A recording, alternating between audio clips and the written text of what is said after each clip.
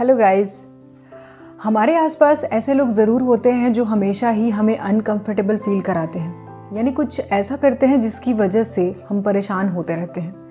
और कई बार तो इनकी वजह से हम अपनी खुद की काबिलियत पर भी शक करने लगते हैं, क्योंकि वो हमें बार बार ऐसा फील कराते हैं। ये लोग हमेशा हमारे बारे में नेगेटिव बातें करते हैं और टॉन्ट करते हैं, टीज़ करते हैं, जिसका हमारे इमोशनल हेल्थ पर भी बहुत बुरा असर पड़ता है। और कभी कभी हम अपनी लाइफ में ऐसे टॉक्सिक लोगों से मिलते हैं जिन्हें हैंडल कर पाना ही बहुत मुश्किल होता है। ऐसे लोगों की पहचान होती है कि ये लोग हर परेशानी की वजह आपको ही मानते हैं, हर गलती की कोई न कोई वजह आपके सामने रखते हैं और आपको ऐसा महसूस कराते हैं कि आप उनके साथ कितना बुरा बिहेव कर रहे हैं।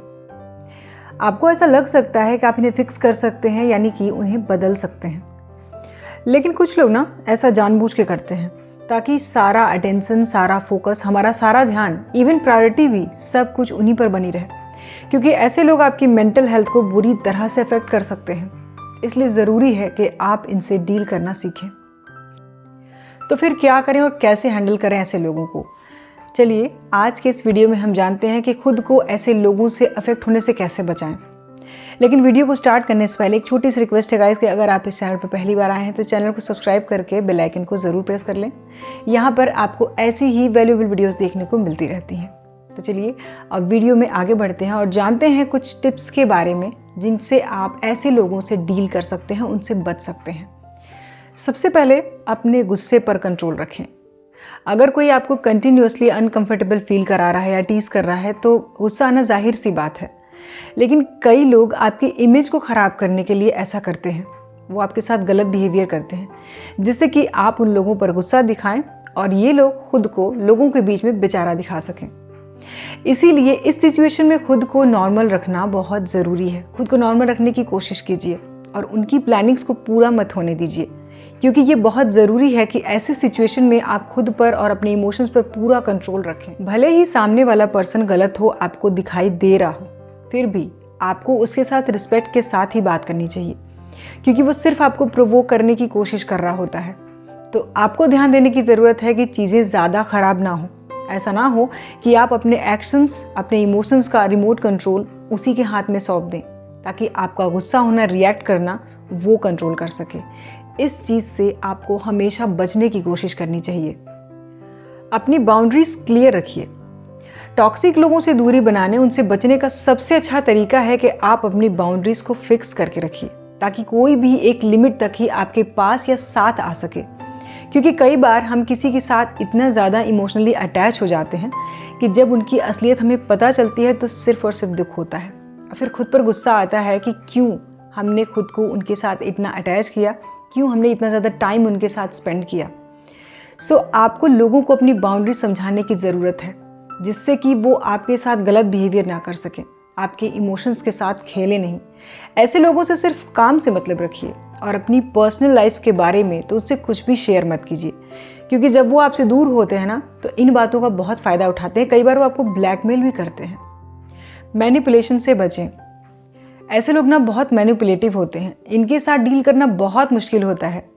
ये आपको अपनी बातों में इस तरह से उलझा देते हैं कि वहाँ से निकलना मुश्किल हो जाता है। ये आपको अपनी बातों में बहला फुसला कर अपने फ़ायदे के लिए आपका यूज़ करते हैं, क्योंकि ये सिर्फ सेल्फ सेंटर्ड होते हैं। इन्हें सिर्फ खुद से मतलब होता है। ये आपके इमोशंस के साथ खेलते हैं, आपका यूज़ करते हैं, लेकिन ये दिखाते हैं कि वो आपकी कितनी केयर करते हैं, आपके लिए वो कितने परेशान हैं।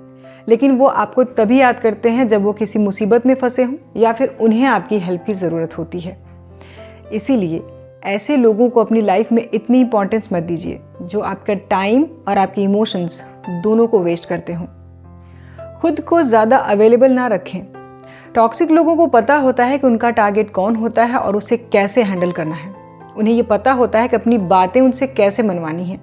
लेकिन एक बार जब उन्हें ये समझ में आ जाता है कि अब आप उनकी बातों में नहीं आने वाले हैं, तो फिर आपको उनके बिहेवियर में एक सर्टेन चेंज देखने को मिलेगा या फिर उस रिलेशनशिप में एक पॉज देखने को मिलेगा। वो आपसे दूर जाने लगेंगे।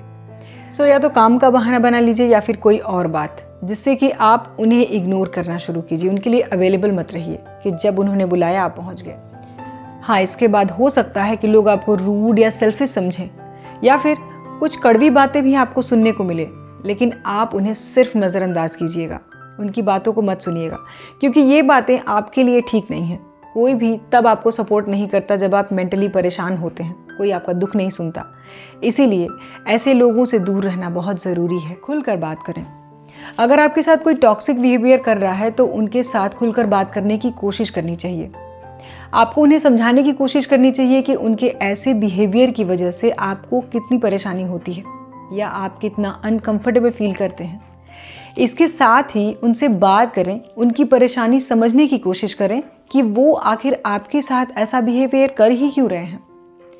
टॉक्सिक लोगों को ये पता नहीं होता कि उनकी बातें या एक्शंस हमें कितना दुख देती हैं, कितना अनकंफर्टेबल फील कराती रहती हैं। इसीलिए बातों का क्लियर होना बहुत ज़रूरी है। उन्हें ये बात ज़रूर बताएं कि उनके एक्शंस या उनकी बातें आपको कितना दुख पहुंचाती हैं।